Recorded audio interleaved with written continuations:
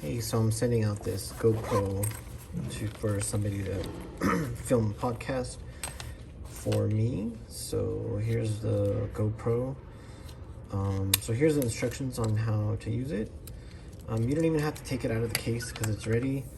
But if you could clean the glass a little bit just to make sure it's good. And so this is how you turn it on the right side. And you're just going to hold that until it turns on.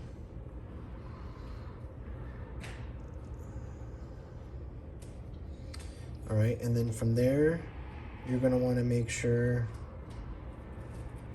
that you see that video camera there.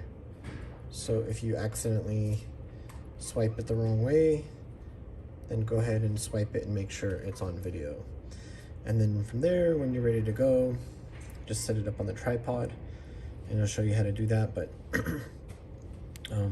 press that top button there, and when that's rolling, then that means that it is rolling. And then when you're done, turn it off. It's as simple as that. So I'm going to leave it in the case. You don't even have to take it out because all the buttons still work from there. But if for some reason you need to take it out, then go ahead. It's fully charged, so it should be there. It should also be charged by the time it's delivered. Here is a charging cable just in case. And then here is the mount to put on the regular tripod. So what you're going to want to do is unscrew this. All right, and then you're going to want to put this in there. And then you're going to want to then screw this back there, and then that fits on your traditional 1/4-20 tripod right there. And then again, that's to turn it on and off, and then that's to start, and that's it. If you did need to charge it, which you don't, but just in case you do, you would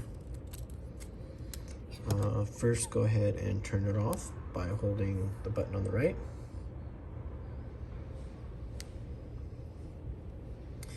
All right, and then you'd get your thumb and pull that, and then you would put the USB-C in there, and then plug that into any USB type charger thing, and then just pull that out gently and put that in there like that.